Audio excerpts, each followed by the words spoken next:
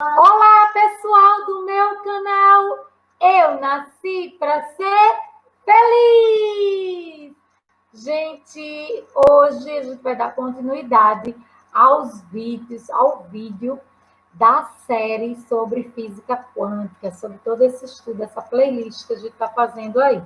E hoje a gente tem a participação do Levi. Ele está escondidinho ali, mas daqui a pouco eu tenho certeza que ele vai aparecer, tá bom? E vocês não liguem não, porque ser mãe, ser youtuber, olhe, não é para qualquer um não, viu? Então, gente, esse vídeo vai falar sobre o tema da neurociência. É um tema que dialoga bastante com o tema da física quântica, da pedagogia quântica, que a gente vem discutindo ao longo dessa playlist de vídeos, tá bom? Então, vamos lá.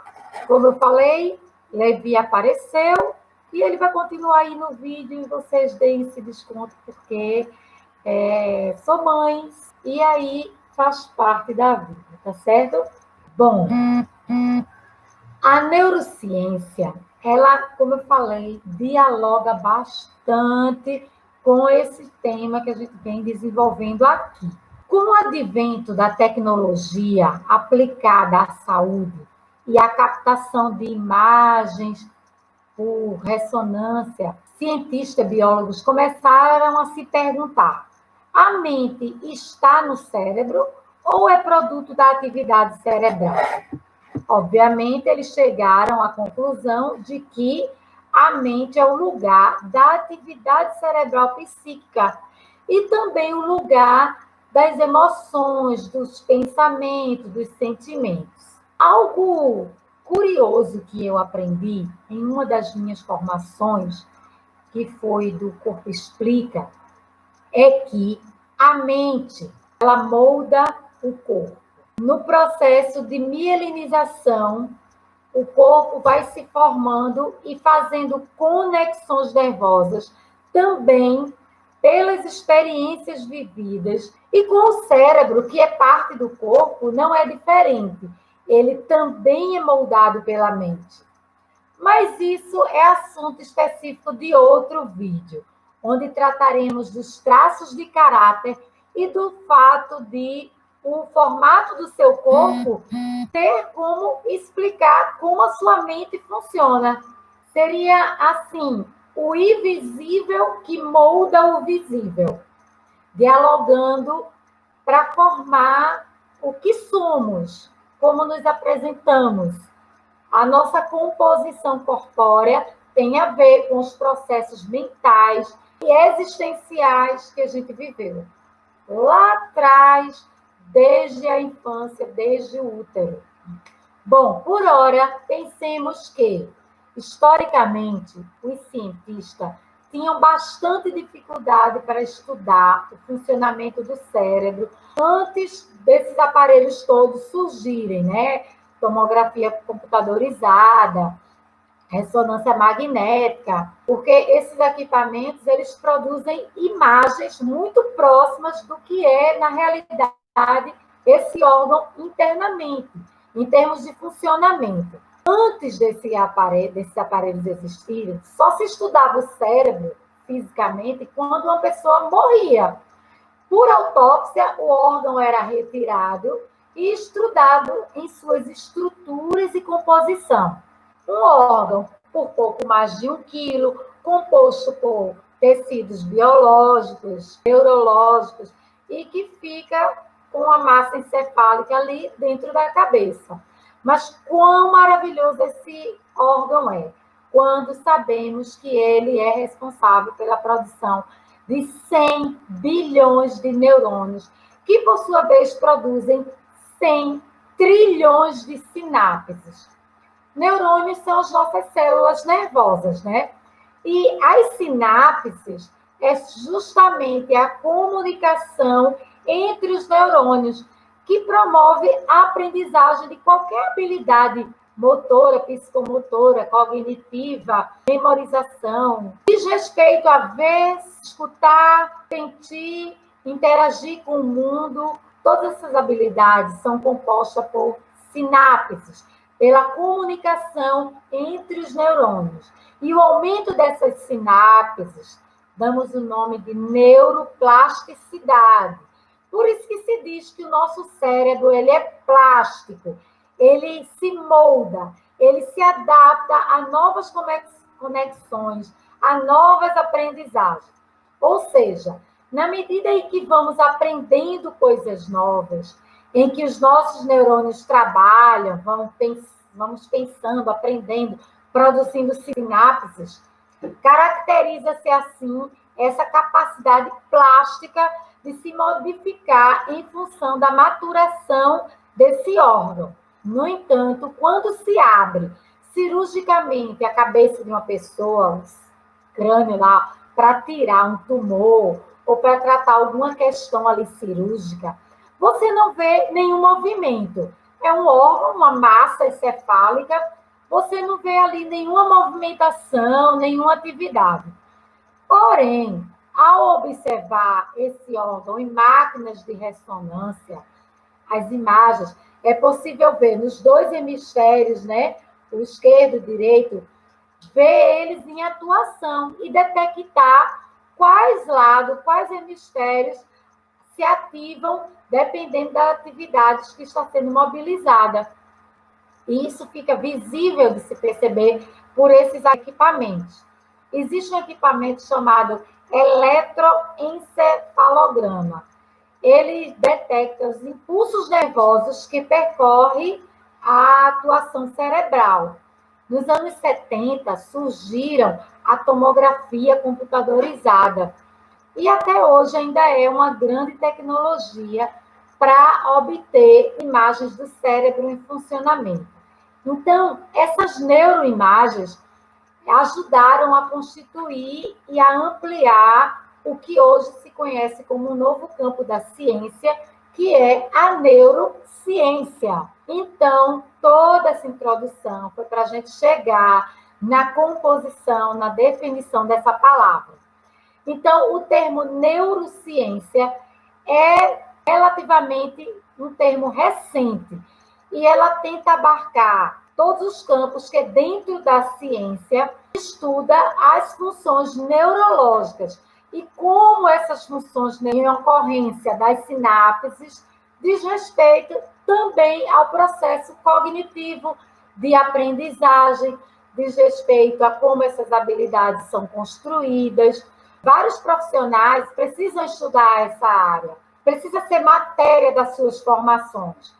Profissionais que lidam com aprendizagem, cognição, processos psíquicos, psicológicos, precisam estudar essa matéria para entender como o nosso cérebro funciona, como nós damos conta dessas questões.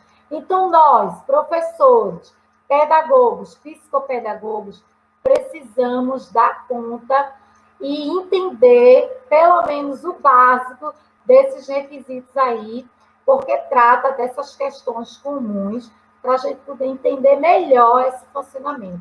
Porque na medida em que a gente entende esse funcionamento cerebral, a gente compreende melhor as teorias da educação, por exemplo. Eu tenho muita gente aqui no canal, na audiência, que são colegas, né, professores. Então, veja, Piaget, Vygotsky, Vallon e tantos outros teóricos, eles têm conceitos e discutem aspectos da educação que boa parte deles tem respaldo na neurociência. Eles são criticados, reelaborados, hoje, né, já com base em conhecimentos mais modernos em termos de aprendizagem, mas toda essa construção que esses teóricos trouxeram, hoje eles são reelaborados em função dos conhecimentos e das conquistas, das produções científicas em torno da neurociência. Então, por exemplo, digamos que estamos aqui no curso de alfabetização quântica. Vou aproveitar para divulgar o meu curso de alfabetização quântica, que é um curso para professores alfabetizadores, e eu vou gravar um vídeo depois só sobre esse curso, falando todos os módulos, de como ele funciona, tudo que vem por aí. Por hora, vamos entrar nessa suposição que estamos nesse curso de alfabetização quântica E aí a gente vai perceber que logo nos primeiros módulos, né, nas primeiras inserções desse assunto, a gente precisa entender esses fundamentos.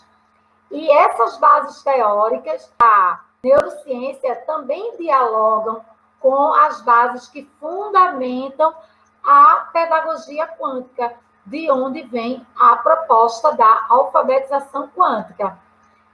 Então, veja, metacognitivamente falando agora, se você não ficar pensando sobre isso, ler outros textos, ver outros vídeos, contar para alguém esse conteúdo, isso não vai ficar no seu cérebro. Toda essa conversa, toda essa construção que a gente está fazendo aqui não vai ficar, a não ser que você relabore, veja em outros espaços. Então, isso é meio que uma metacognição que a gente está fazendo aqui, certo? Se você não ficar pesquisando mais esse assunto, vendo outros vídeos, falando para outras pessoas sobre tudo isso, isso não vai ficar no seu cérebro, vai passar. Então, se você não está interessado em se tornar um profissional melhor, isso passa por se tornar uma pessoa melhor. Essa experiência de autoconhecimento, de expansão de consciência, de aprendizado, do que um curso de física quântica ou da pedagogia quântica pode proporcionar. Se você não está interessado em tudo isso, você precisa repensar qual é o seu papel, o seu propósito de vida em ser professor, em ser profissional, em trabalhar com criança, em trabalhar com o outro. Eu estou falando agora para uma audiência bem específica, que é esse meu público professor, mas isso vale para qualquer profissão. Se você não está interessado em entender toda a conjuntura, toda a fisiologia, digamos assim, que envolve os aspectos inerentes à sua profissão, então você não está seguindo o seu propósito. Então você não está se doando, você não está conectado com essa proposta. E, na verdade, ela nem é a sua opção. E você deve ir em busca da sua opção. Então, vamos dar um exemplo aqui. A criança que está se alfabetizando ali na escola, ela não foi necessariamente a opção dela estar ali. Ela é uma criança.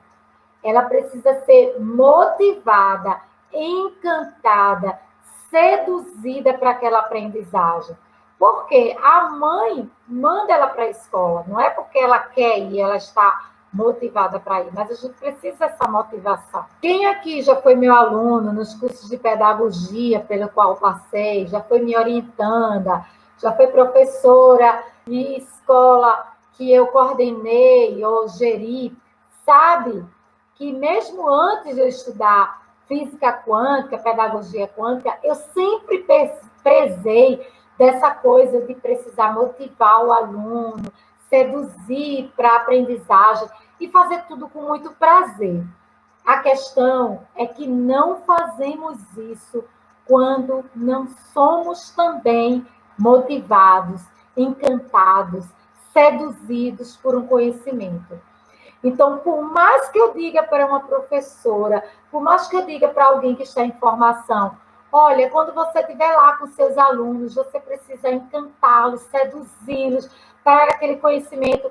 Por mais que eu diga isso, passa pela pessoa, passa, não fica quando ela não está motivada para aquilo.